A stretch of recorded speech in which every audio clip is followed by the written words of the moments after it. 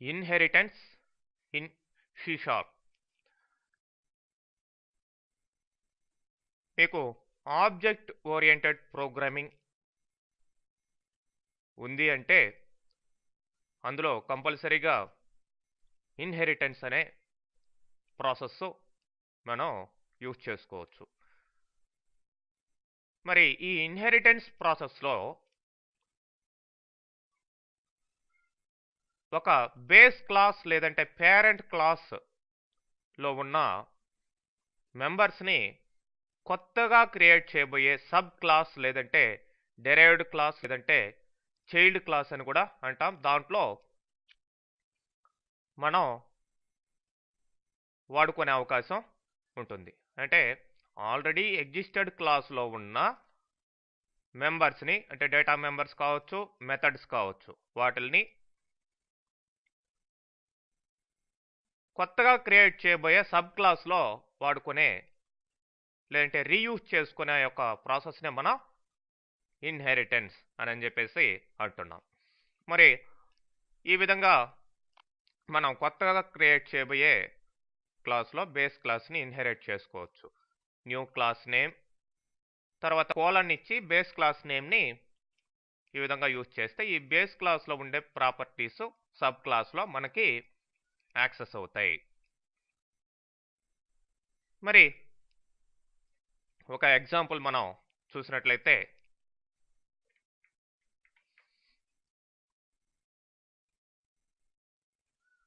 మీకు క్లియర్గా అర్థమవుతుంది ఇన్హెరిటెన్స్ ఎలా ఉంటుందనేది.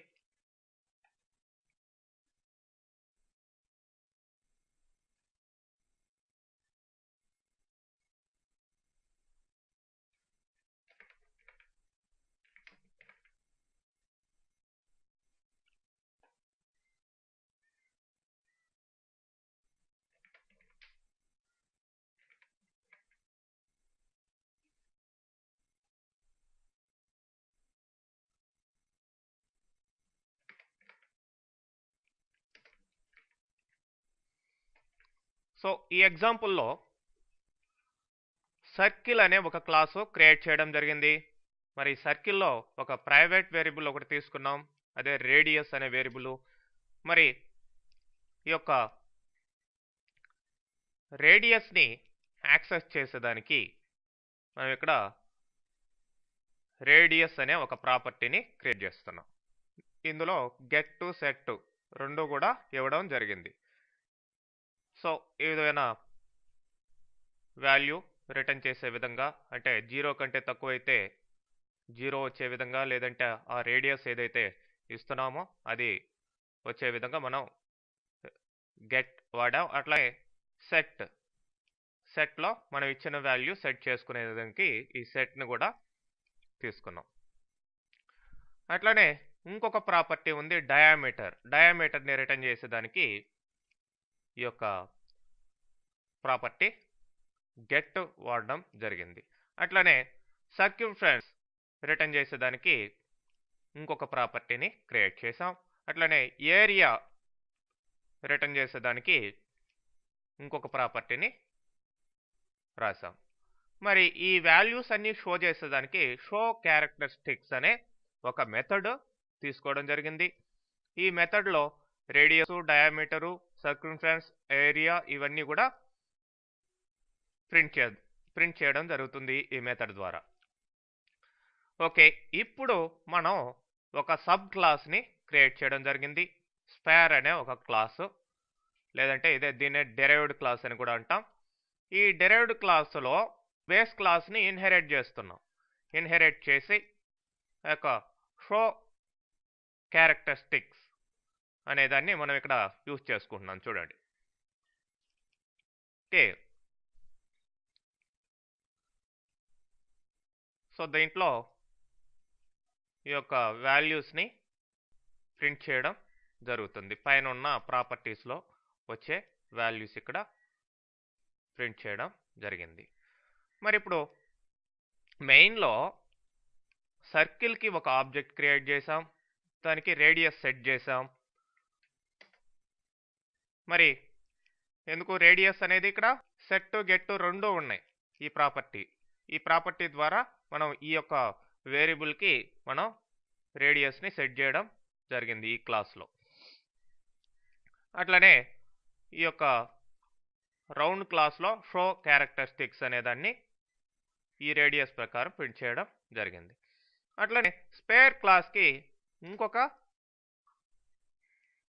ఆబ్జెక్ట్ తీసుకున్నాం, దానికి రేడియస్ ఇచ్చాం, మళ్ళీ షో క్యారెక్టరిస్టిక్స్ అని ఇక్కడ ఆ యొక్క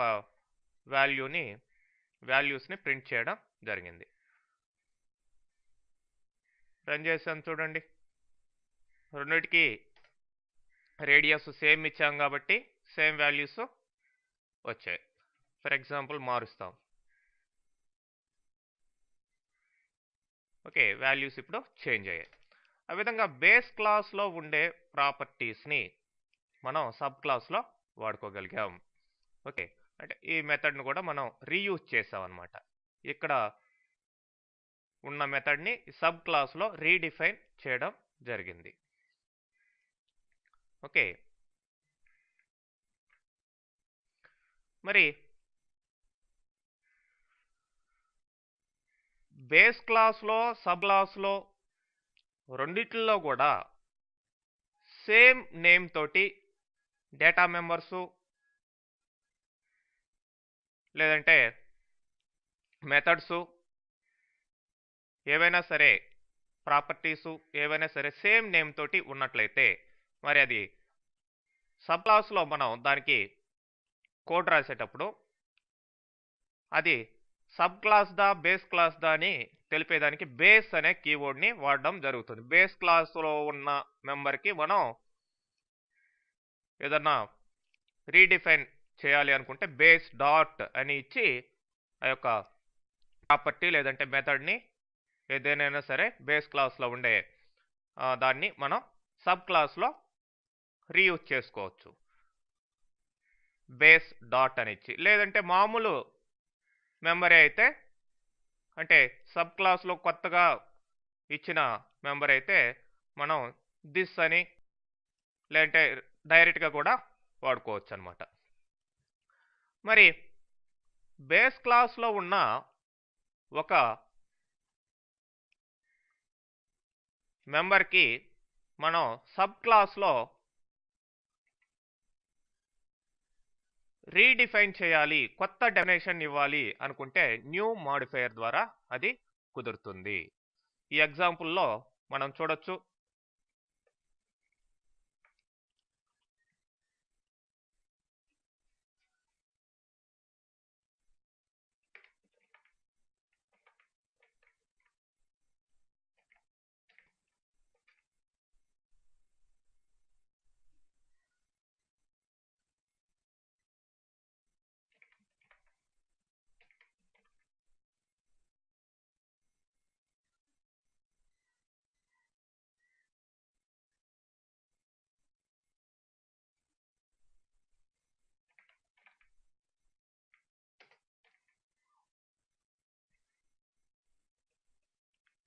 ఇక్కడ సర్కిల్లో ఓకే ఒక వేరియబుల్ తీసుకున్నాం.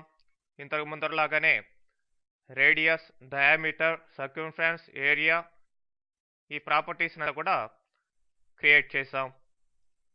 మరి దీన్ని ఇన్హెరిట్ చేసేటప్పుడు చూడండి, న్యూ పబ్లిక్ డబుల్ ఏరియా, పైన ఉన్న ఏరియాని రీడిఫైన్ చేస్తున్నాను ఇక్కడ. మరి రీడిఫైన్ చేసేటప్పుడు పైన ఉన్న ఏరియా ఇక్కడ మార్పులో వచ్చి కాబట్టి న్యూ అంటే పైన ఉన్న ఏరియా ఇక్కడ ఇన్హెరిట్ చేసుకోబడ్డా కానీ దానికి కొత్త డెఫినేషన్ మనం ఇస్తున్నాం కాబట్టి ఈ ఏరియాని హైడ్ చేసి పెట్టే విధంగా ఇక్కడ కొత్తగా మనం ఈ ఏరియాని క్రియేట్ చేస్తున్నాం కాబట్టి న్యూ అనే కీవర్డ్ ద్వారా ఈ విధంగా డిఫైన్ చేస్తే సరిపోతుంది. ఓకే, ఇక్కడ వాల్యూమ్ అనేది కూడా కొత్త ప్రాపర్టీని క్రియేట్ చేసాం. ఓకే, మెయిన్లో మనకి ఈ యొక్క సర్కిల్ క్లాస్కి ఒక ఆబ్జెక్ట్ తీసుకున్నాం. దాంట్లో ఇట్లా వాల్యూస్ ప్రాపర్టీస్లో ఉన్న వాల్యూస్ని ఈ విధంగా ప్రింట్ చేయడం జరిగింది. అదే స్పేర్ క్లాస్కి ఒక ఆబ్జెక్ట్ తీసుకున్నాం, దాంట్లో రేడియస్ ఇచ్చాం, అయితే ఇక్కడ రేడియస్ మారుతుంది, డయామీటర్, సర్కంఫరెన్స్, ఏరియా, వాల్యూమ్ కూడా ఇక్కడ రావడం జరిగింది.